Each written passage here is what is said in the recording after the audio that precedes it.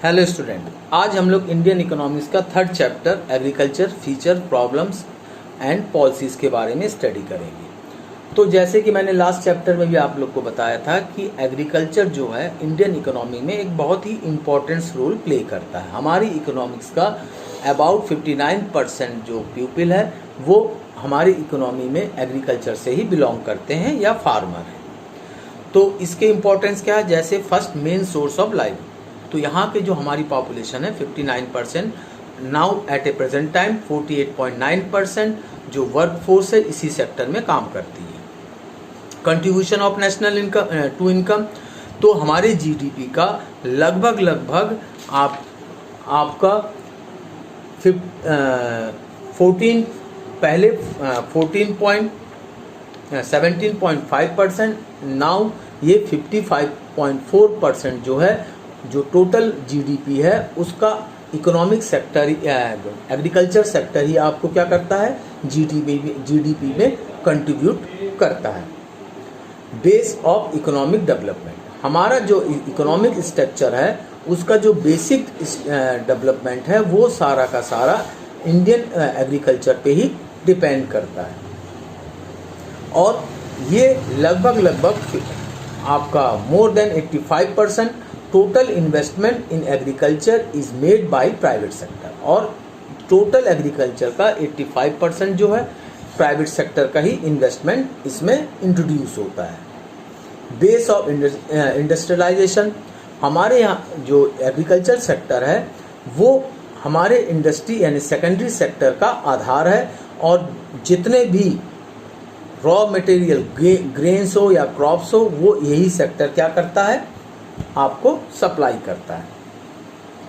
अब इसके कैरेक्टराइज क्या है इंडियन एग्रीकल्चर के? मेन सोर्स ऑफ लाइवलीहुड, यानी 55% जो पॉपुलेशन है इसी में काम करती है और यहीं से अपने जीवन यापन को करती है।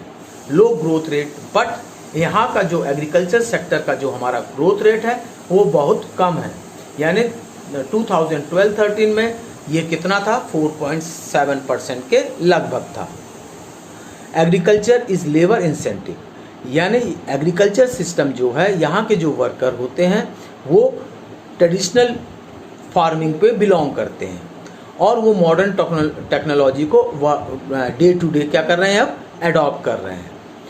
स्मॉल साइज ऑफ होल्डिंग, यहाँ के जो 72% जो फार्मर हैं उनके पास बहुत ही छोटे लैंड के टुकड़े हैं, यानी about below then 2 hectares.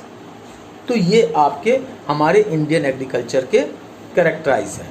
Agriculture development in India during plan period, अब जो हम 5 इयर्स प्लान बना रहे हैं आफ्टर 1951, उसके बाद से हमारा जो एग्रीकल्चर सेक्टर है कई तरह के रेवोल्यूशन को क्रॉस किया है और आज हम सेल्फ रिलायंट हैं, अपनी ज़रूरतों को खुद फुलफिल कर रहे हैं।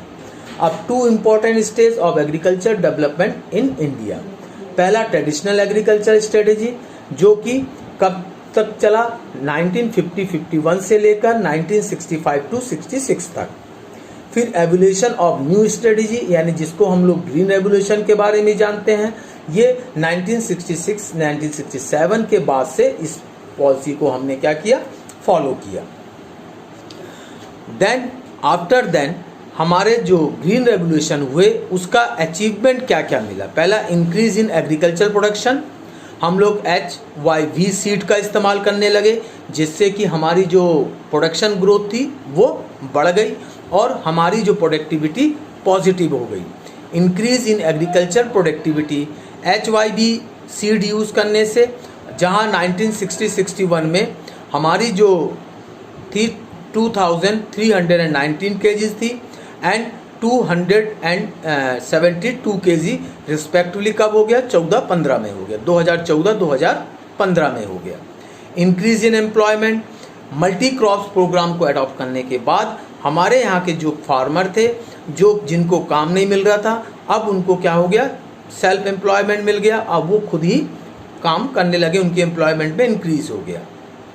इंक्रीज इन एग्रीकल्चर सरप्लस, हम चूँकि पहले अदर कंट्रीज़ में डिपेंडेंट थे, मगर ग्रीन रेवोल्यूशन के बाद हम क्या हो गए, सेल्फ रिलायंट होने के बाद अदर कंट्रीज को भी क्या करने लगे, एक्सपोर्ट करने लगे, ये इसके फायदा हुआ।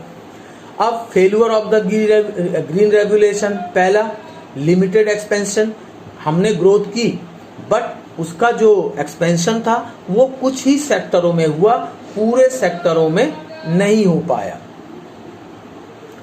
फिर suggestion for success in the green revolution,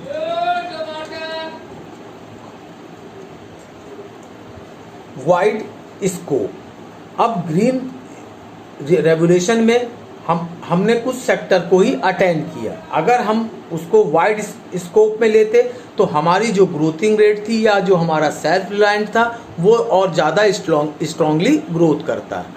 green revolution of small farmers, अब ये जो ग्रीन रेवोल्यूशन हुआ, जो हमने HYV सीड जो यूज़ किया या फर्टिलाइजर जो यूज़ किया वो स्मॉल फार्मर तक नहीं पहुंच पाया। सर्वे ऑफ सॉइल, अब ज़मीन का जो सॉइल के हिसाब से जो फार्मिंग होती है, उसकी यूटिलिटी के हिसाब से जो फार्मिंग होती है वो छोटे स्केल तक नहीं पहुंच पाया या छोटे फार्मर तक नहीं पहुंच पाया। फिर नेचुरल प्रॉब्लम्स, क्या problem in of Indian agriculture. अब इंडियन एग्रीकल्चर्स में क्या क्या प्रॉब्लम्स हुई, एक तो हम लोग natural problems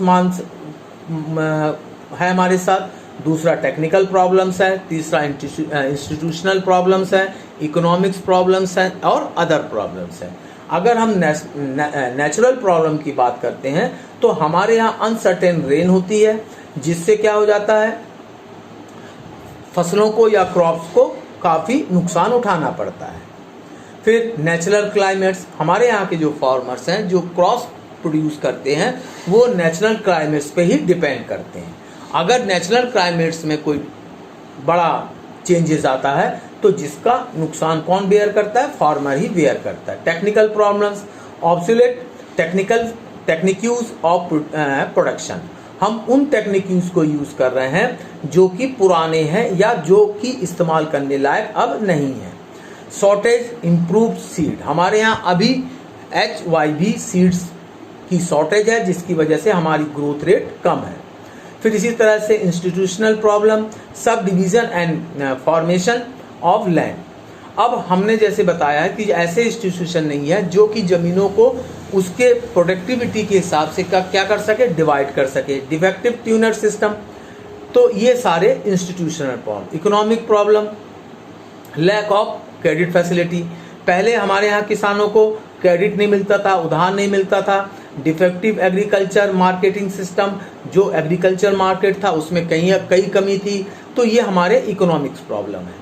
other problem, excessive pressure of population on agriculture, जैसे मैंने बताया कि हमारे देश के, हमारे इंडियन नेशन की अबाउट 59 to 60% पॉपुलेशन एग्रीकल्चर पे ही डिपेंड करती है। तो जितना लैंड है यूज टू फार्मिंग के लिए, उससे ज़्यादा पॉपुलेशन उस पर डिपेंड करती है। रिलीजियस एंड सोशल कॉजेज, धर्म और सामाजिक व्यवस्था भी इसके आड़े आती है। तो ये सारे बेसिक कॉज हैं हमारे इंडियन एग्रीकल्चर के लिए, जो कि हमारी एग्रीकल्चर ग्रोथ को क्या करती है, ये कम कर देती है। New national agriculture policy 2000, union government announce the new agriculture policy in parliament July 28, 2000. This policy was planned under the provisions of World Trade Organization so as to face the challenge of agriculture sector. This policy gives emphasis on promoting agriculture export after fulfilling domestic demand. तो जुलाई 28, 2000 में Indian government ने एक new आपका agriculture policy को produce किया, जो कि world trade organisation के आधार पर किया गया। तो हमने अपनी लोकल डिमांड को पूरी करते हुए हमने किसको प्रमोट किया, एक्सपोर्ट को प्रमोट किया। तो इस तरह से हम अपने एग्रीकल्चर सेक्टर को स्ट्रॉन्ग करने की कोशिश कर रहे हैं। Thank you.